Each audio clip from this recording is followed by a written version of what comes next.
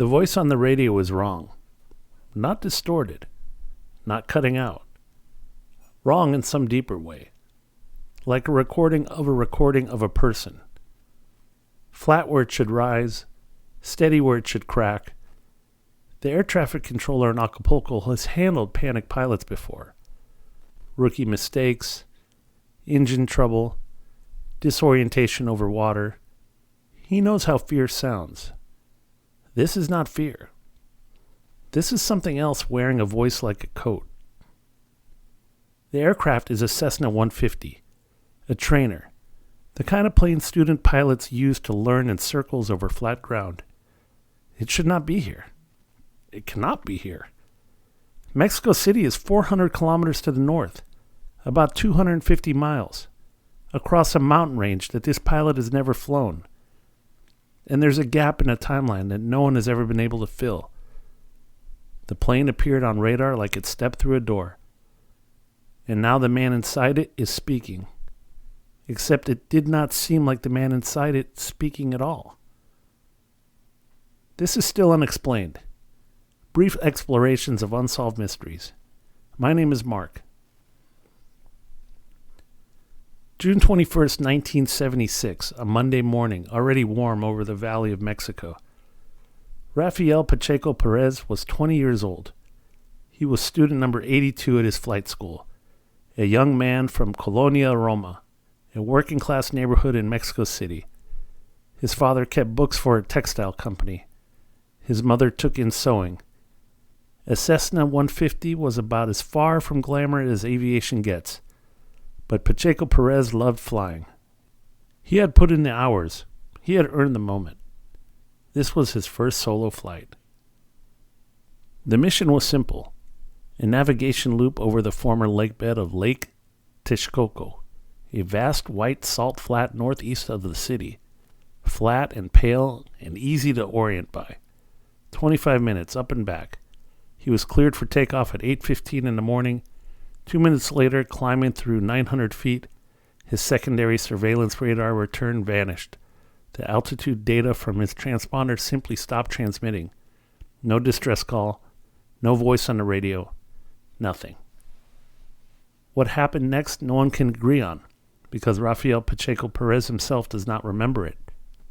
He described the last thing he felt before the gap as an unnatural drowsiness. Warm sand in his eyes, he said. Then nothing. Then, without transition, he was somewhere else. He was in the air over the Pacific coast of Mexico, circling the navigation beacon above Acapulco, 400 kilometers south of where he had been 2 minutes ago. Or not 2 minutes ago, 58 minutes ago. He was still alive. The engine was running. The plane was intact. He had no memory of a single moment between Mexico City and the sea. Here's where the math refuses to cooperate. The Cessna 150 is a fine little airplane. It's not fast. Its maximum cruising speed is roughly 200 kilometers per hour, about 125 miles per hour under ideal conditions. Calm air, no headwind, throttle up. In 58 minutes flying at that ceiling, the aircraft could cover approximately 120 miles. Acapulco is more than 250 miles from the salt flats where Pacheco Pérez disappeared. To make that trip in that window, the plane would have needed to average a ground speed of over 400 kilometers per hour, about 250 miles per hour, twice its physical maximum. There were no documented jet stream anomalies over central Mexico that morning, no freak tailwinds, nothing in the meteorological record that could explain even a fraction of that gap. The aircraft, according to everything we know about how aircraft work, could not have arrived where it arrived in the time it arrived. And then there's the fuel. When Pacheco Pérez landed at General Juan N. Alvarez International Airport in Acapulco at 9:25 a.m., mechanics were waiting. Lead mechanic Arturo Sanchez performed an immediate inspection. The plane had departed Mexico City with 12 gallons of fuel. A journey of 250 miles at normal consumption rates should have burned through at least 9 of those gallons. The engine had been running for over an hour. but Sanchez found 11.2 gallons remaining, nearly full. No contamination, no water, clean sump drain. In 1.2 hours of operation across 250 miles or 400 kilometers of Mexican airspace, the Cessna 150 had consumed less fuel than it would have burned sitting idle on the ground. That is the detail I keep coming back to.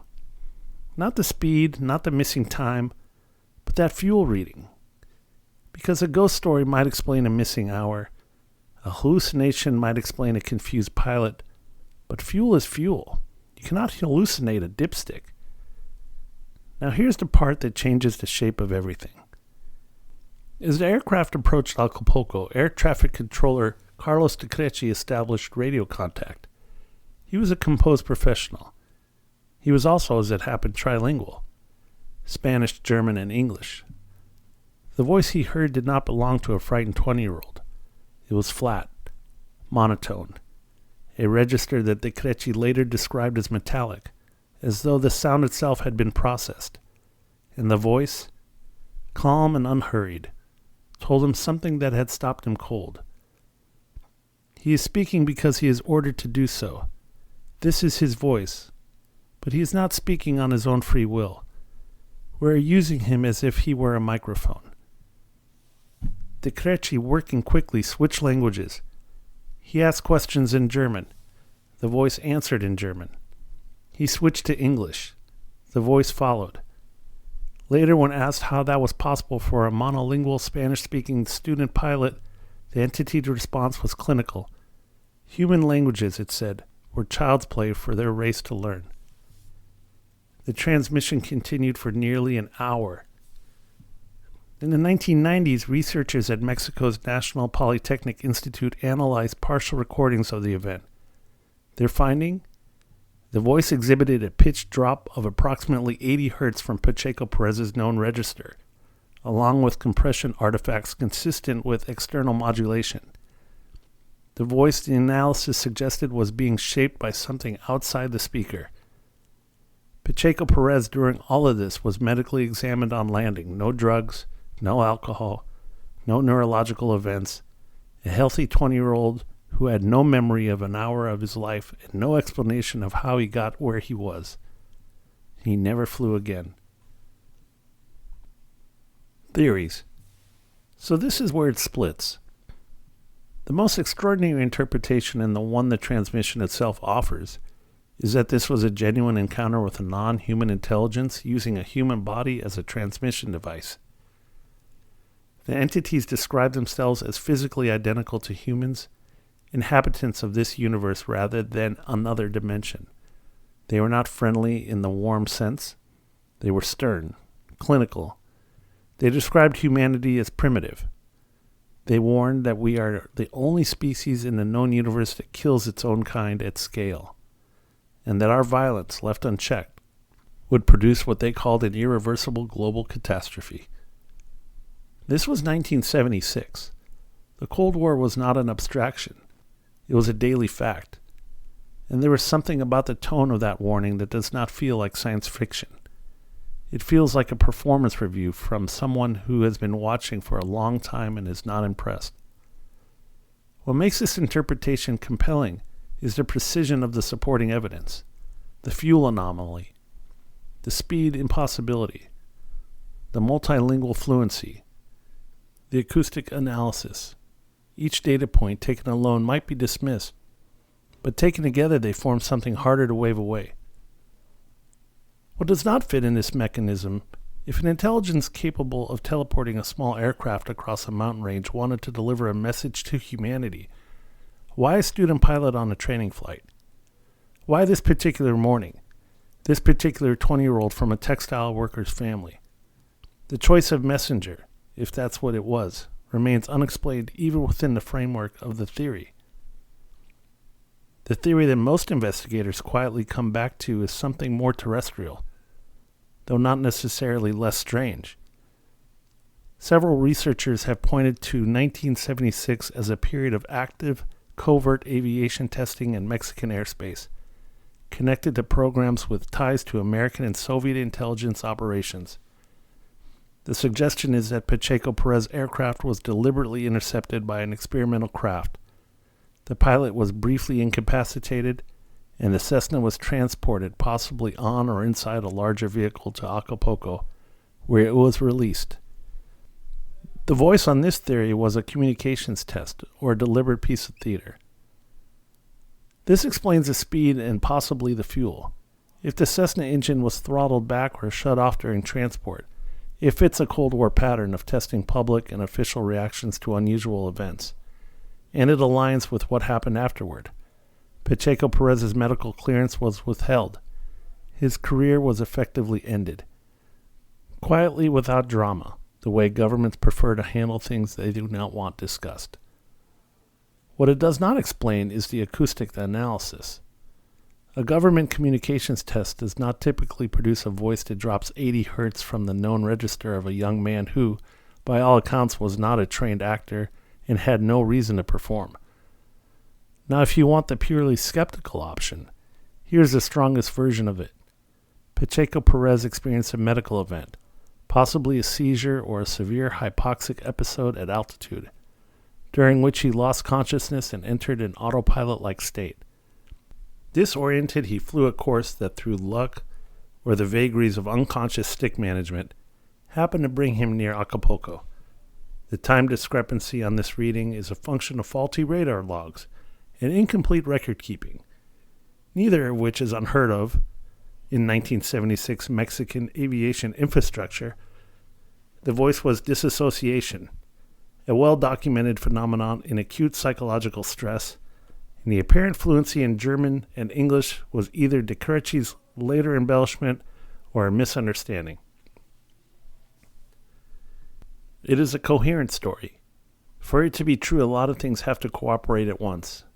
The radar logs have to be wrong, the fuel gauge has to be wrong, the mechanics inspection has to be wrong, and a trained air traffic controller has to have been badly mistaken about something as fundamental as the language being spoken to him. The skeptical case requires a certain faith in institutional error that may be more generous than the evidence allows. And then there's the version of the story that almost nobody talks about, which connects Pacheco Pérez to another Mexican pilot named Carlos Antonio de los Santos. 1 year earlier, in 1975, de los Santos reported that his aircraft was physically seized and lifted by 3 unidentified objects near Tequesques y Tengo. After reporting the incident, he was visited and threatened by individuals he described as men in dark suits who told him in direct terms to stop talking. De los Santos was a credible witness with documented corroboration. He was also, after those visits, a profoundly changed man. If both cases are genuine, what emerges is not a pattern of random encounters, but something that looks more like a surveillance program. The same country, the same decade, the same profile of pilot. Young, credible, not famous, not the kind of person who claims would carry institutional weight. And in both cases, the aftermath was not investigation but silence, career disruption, and the quiet removal of a person from the airspace where they saw something they were not supposed to see. What would confirm any of this? Declassified radar archives from 1976 Mexican air traffic control would help, assuming they exist and have not been quietly lost. The National Polytechnic Institute's full acoustic report, never publicly released in its entirety, would matter. And any documentation connecting covert aviation programs to that specific corridor between Mexico City and Acapulco would reframe the terrestrial explanation entirely. None of those things have appeared. The file is still open. There is a man circling above the Pacific coast of Acapulco in a small Cessna, 250 miles from where he started, with almost exactly as much fuel as he had when he left, speaking in languages he was not taught, saying things he will not remember. Rafael Pacheco Pérez died on March 14, 2019. He had spent more than 40 years in insurance sales in Guadalajara. He never sought to profit from what happened to him. He never changed his story. He maintained quietly and without drama until the end of his life, that he did not know what occurred in that missing hour over Mexico, that something borrowed his voice and used it, that he had been a microphone. Whatever happened on that June morning in 1976, the physics of it remained broken. The fuel does not add up, the distance does not add up, the voice does not add up, and a young man who wanted nothing more than to fly spent the rest of his life grounded by an event he cannot explain and cannot escape. The sky over Mexico City is still full of training flights. Cessnas in circles over flat white salt, students learning to navigate, climbing through 900 feet on quiet Tuesday mornings. I wonder sometimes if any of them feel it. That brief, sourceless drowsiness, like warm sand in the eyes. Thanks for spending this time with the unknown. If something here kept you up tonight, please follow Still Unexplained wherever you listen and leave a rating or review. It helps more than you know. Thanks for listening.